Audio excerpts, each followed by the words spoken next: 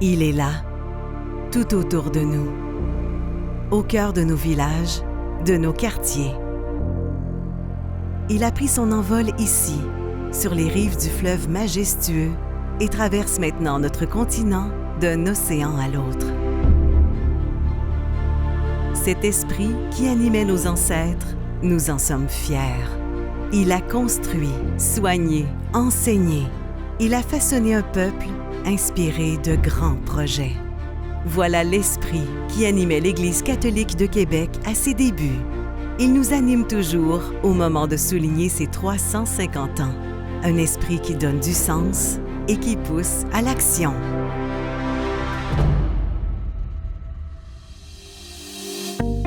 Cette année, revisitons notre histoire. Partons à la rencontre de visages inspirants. Il y a tant de générosité, d'audace et d'amour à honorer. En 1674, le diocèse de Québec est officiellement fondé. Saint François de Laval en est le premier évêque.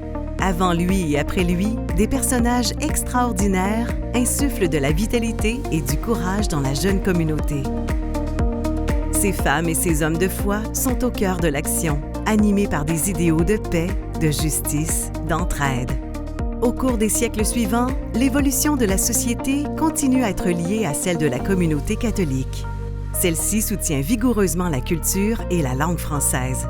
Elle s'investit pour tisser un filet social précieux. Elle pose les bases d'organismes et d'institutions dont nous héritons aujourd'hui.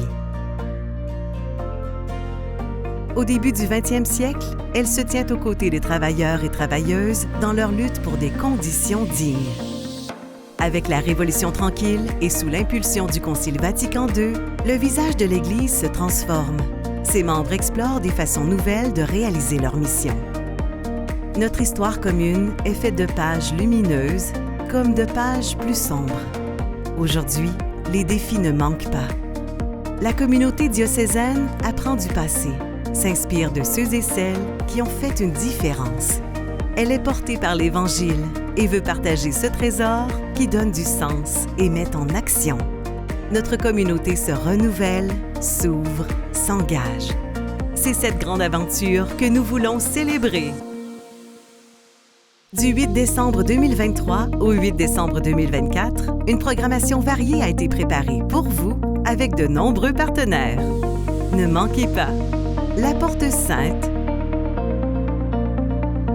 les pèlerinages dans le Vieux-Québec, le Sentier Capoa, les expositions et visites exclusives,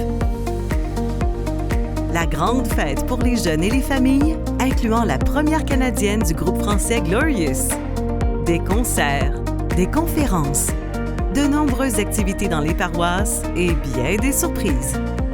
Bon 350e!